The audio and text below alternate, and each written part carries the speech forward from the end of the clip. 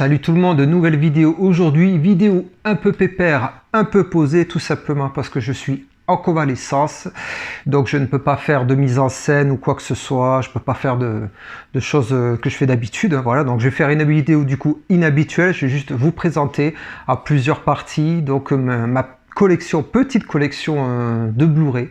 Je n'ai pas une grosse collection, je suis pas un gros collectionneur, en général je n'achète que ce que j'aime, voilà, ou alors des films où le steelbook est joli, enfin voilà, je suis pas un gros collectionneur, j'ai juste quelques petits Blu-ray que je vais vous présenter en plusieurs parties.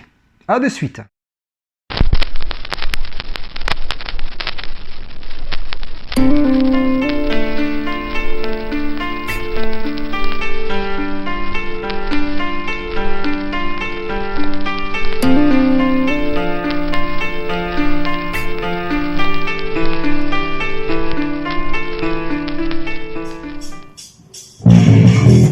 Pour cette première vidéo, je vais vous montrer ma collection DC et Marvel. Bon, on va commencer de suite par DC. Ouais, vous attendez peut-être à ce que je prenne Marvel, mais pas du tout. Je vais commencer avec donc DC Comics, avec le film Watchmen. Alors, il faut que je me le remate, Watchmen, ça fait vraiment que je ne l'ai pas vu, j'en avais un très bon souvenir. C'est vrai qu'il est un petit peu long, mais vraiment, dans l'ensemble, c'est un très beau film. Visuellement, ça claque. C'est vrai que l'histoire est longue à partir, c'est un peu long, mais bon, ça fait largement partie des meilleurs films de super-héros de tous les temps. La trilogie de Batman, le Chevalier Noir, The Dark Knight, une très très bonne trilogie. J'adore ces trois films. La trilogie de Nolan, vraiment, ça fait partie de mes trilogies de super-héros préférées. Bon, comme beaucoup de monde, le Batman Begins m'avait quand même pris, j'avais quand même pris une sacrée claque au cinéma. Je m'attendais pas à voir ce genre de film. D'ailleurs, si je me souviens bien, le cinéma chez moi, en plus quand j'étais allé voir ce film, il y a eu une coupure d'électricité. Oh non, c'était plutôt quelqu'un qui a ouvert la porte la sortie de secours. Enfin bon, bref, anecdote débile, mais ça me fait rire. Enfin, sur le moment, rigolez pas. Ça nous a coupé complètement la moitié du film. Donc, c'était pas évident à suivre. Mais bon, Batman Begins, très bon.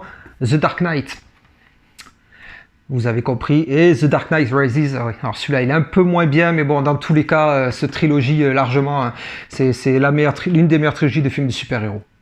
Wonder Woman avec Gal Gadot. Ouais, sacrée femme. Alors, je n'ai pas le numéro 2, tout simplement parce que le numéro 2 ne m'a pas plu, mais si le steelbook est pas trop cher, la gueule, je ferai une petite entorse, mais c'est vrai que Wonder Woman 1984, c'était pas terrible. C'était pas ouf. Gal Gadot était en mode roue libre, c'était bizarre comme film, on a l'impression que c'était pas tellement le film. Donc bref, pour revenir à celui-là, ça fait un peu penser à Captain America, le tout premier Captain America, mais en mieux, je trouve. Voilà, l'héroïne Gal Gadot en Wonder Woman, franchement, énorme. Ça lui va super bien, c'est elle Wonder Woman, voilà. Donc pendant toute, allez, les 2/3 du film, franchement, c'est excellent. Après, il y a que la fin qui est un peu osef pour moi, avec Hades ou Ares, je sais plus. Enfin bon, bref, avec sa moustache là, méchant moustache, ouais, méchant moustache, pourquoi pas. Donc cette fin de film, c'est dommage, il est un peu gâché, je trouve, c'est mon avis. Mais dans l'ensemble, Wonder Woman, ouais, là aussi au cinéma, ça en est posé pas mal. Aquaman, que j'ai trouvé vraiment sympa. Déjà, c'est vrai que image et son, ça claque. Je l'ai pas vu au cinéma, c'est là où je regrette un petit peu. Écoutez, Aquaman à la base, c'est pas un personnage qui m'attire tellement au niveau des comics. Je sais que j'ai des amis qui en sont fans, qui aiment beaucoup et qui m'ont souvent dit que l'univers était assez varié. Mais personnellement, Aquaman, ce n'est pas un super-héros voilà, qui m'a tellement attiré, auquel je me suis vraiment intéressé. Et c'est vrai que ce film, voilà, il est bien. Bon, après, je sais qu'il y en a qui sont pas très fans, justement, parce qu'il est un peu long. Mais voilà, par rapport à ça, moi, là-dessus, j'ai été vachement plongé dans l'univers assez facilement, forcément grâce au travail artistique de toute l'équipe du film. Et Aquaman, ouais, j'ai vraiment bien aimé le concept.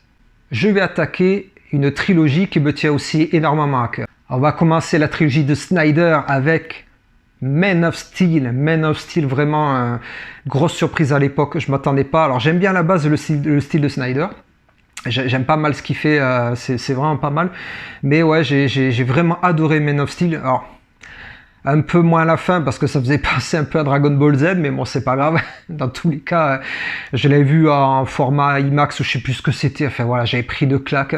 Visuellement, Snyder, ouais, je sais qu'il y en a qui n'aiment pas. On aime ou on n'aime pas. C'est comme du Tarantino. On aime ou on n'aime pas. Donc Man of Steel, moi j'ai adoré, l'histoire est pas mal aussi, c'est bien de... Il y a quelques idées scénaristiques qui sont vraiment intéressantes.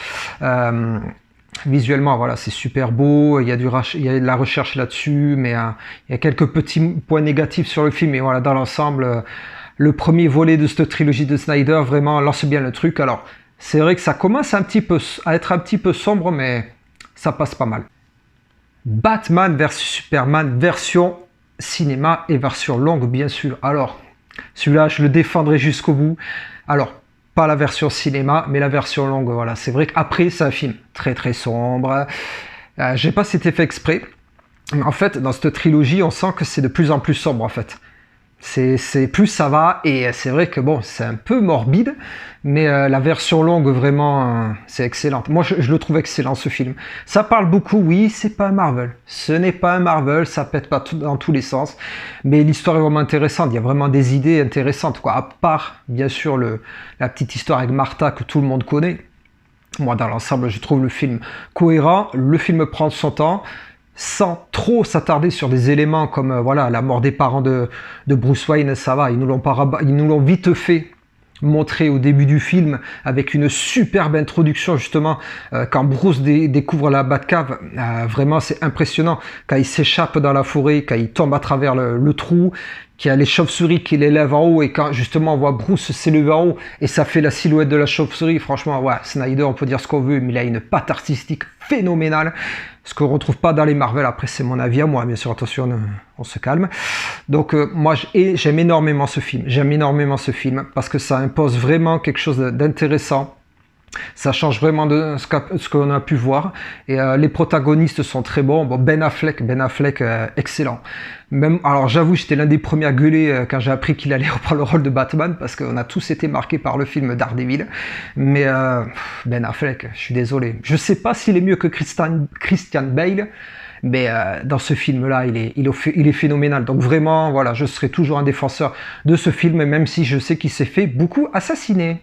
Et on termine, bien sûr, vous l'aurez compris, la trilogie, par la Snyder Cut, hein.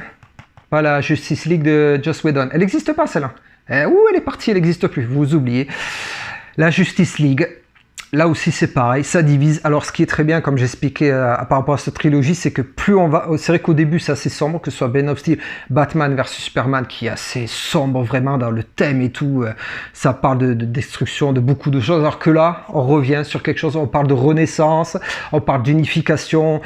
C'est tout autre chose. Là vraiment ça conclut à merveille. Donc il est long, il dure 4 heures. Mais franchement, quand je me le regarde, je vois pas du tout les heures passer. Je suis désolé. Les personnages sont très bien amenés, que ce soit Flash, Cyborg. D'ailleurs, Flash, entre nous, a l'une des plus belles scènes de super-héros à la fin. Je vais pas spoiler. Vraiment, graphiquement, c'est waouh.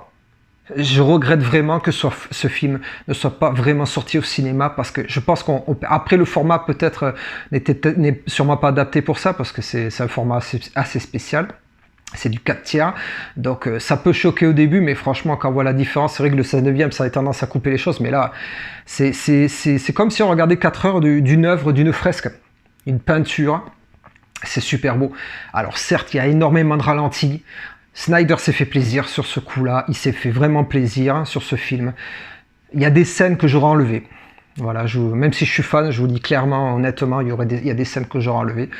Mais dans l'ensemble, voilà, je prends du plaisir. Même des fois, franchement, je regarde 4 heures d'affilée, quoi. Enfin, je ne vois pas les heures passer tellement je suis plongé dedans. Ou alors je coupe à la moitié. Mais je saute jamais un chapitre. Vraiment, moi, je suis super content que les fans se soient battus pendant presque 2 ans, je crois, pour avoir cette version-là de la Snyder Cut, parce que vraiment, ça vaut le coup. Donc je vous conseille vraiment, j'espère que cette trilogie de Snyder sera réévaluée avec le temps, parce que je pense qu'elle mérite vraiment d'être mis un peu sur le devant, parce que malgré tout il a fait du très bon boulot, et avec les circonstances qu'on connaît. Bon, on va attaquer tout de suite le côté Marvel, et vous allez voir qu'il y a un film en plus que j'ai cassé, que j'ai vachement séché, mais j'ai quand même acheté en Blu-ray.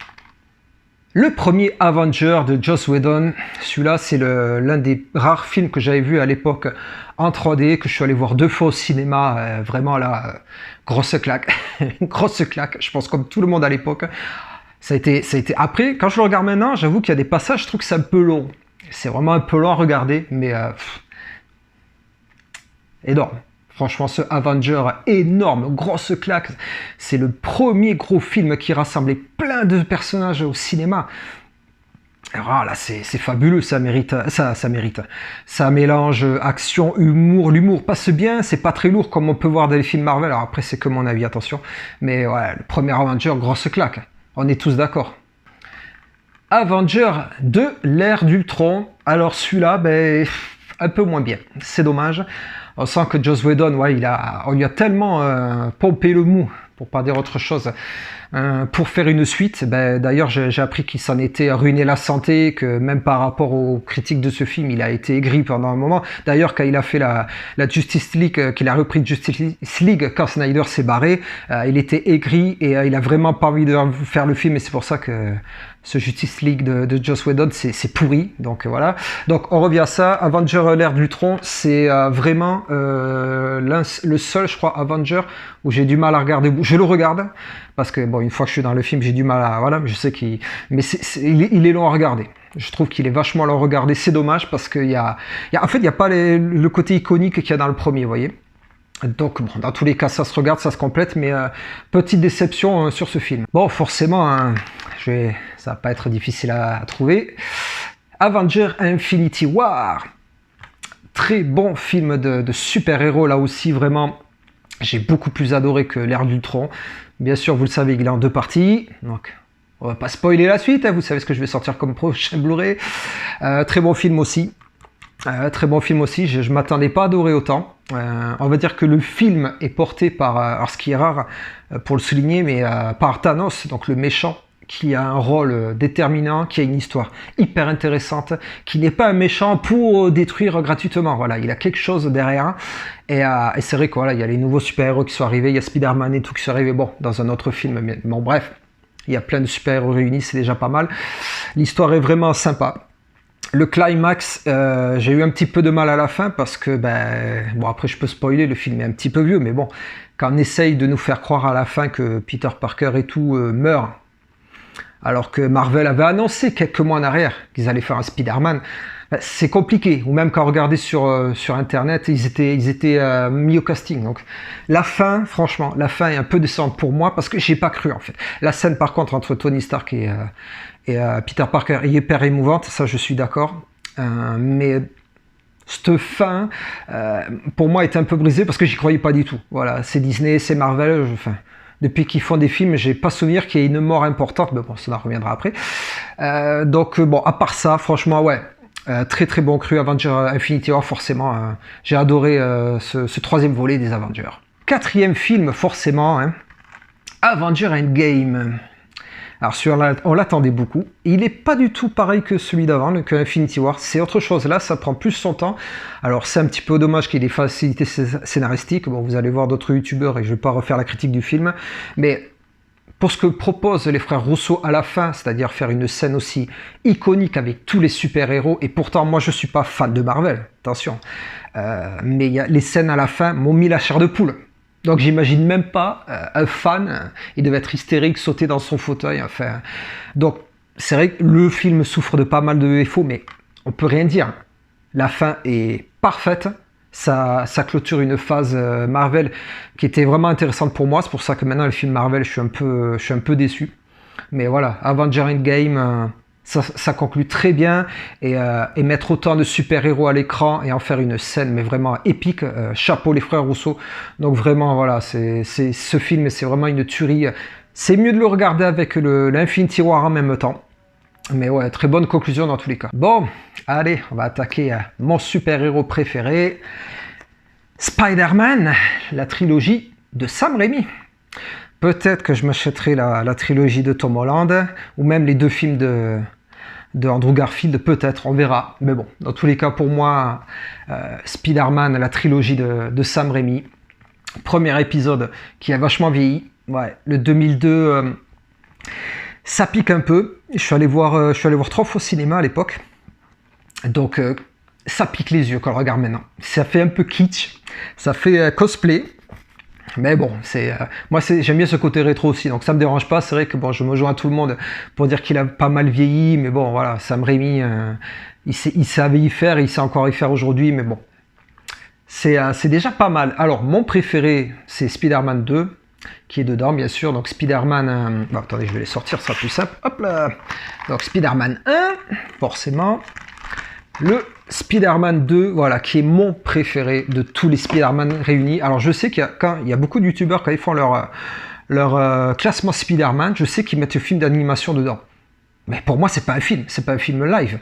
Il est super, le film. C'est pour ça que je le mettrai pas dans l'historique. Après, il y a peut-être des éléments scénaristiques qui rejoignent le film, mais non, enfin, je le zappe celui-là. Donc, mon préféré, Spider-Man 2 avec Octopus. Je suis désolé, quand on le voit encore aujourd'hui, la mise en scène est fabuleuse.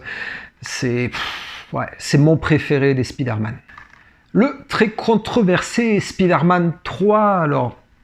il est moins bien forcément, mais bon, pour ceux qui le savent déjà ou pour ceux qui ne le savent pas, ce qu'il faut savoir, c'est qu'à l'époque, quand Sam Raimi voulait faire son troisième Spider-Man, il voulait mettre juste l'homme sable et le bouffon vert, donc Harry Osborn, pour reprendre le rôle de son père. Sauf que les studios Sony leur ont dit écoutez, non, ça va pas, les fans ils veulent Venom.